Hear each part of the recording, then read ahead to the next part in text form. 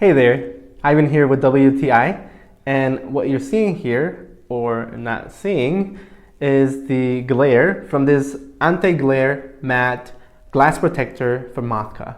The reason why I got this protector was for the anti-glare feature, and it really has done its job.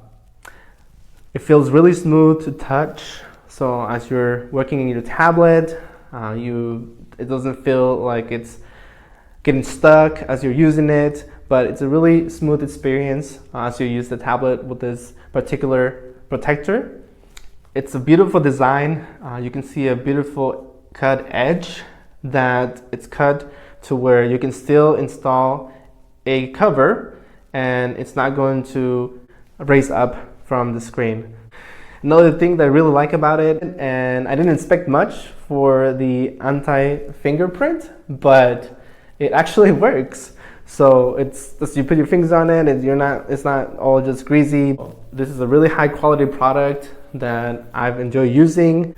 My experience with it has been flawless, and if you're looking for something that is truly anti-glare, then get this anti-glare matte protector from Mothca. And that's just my point of view.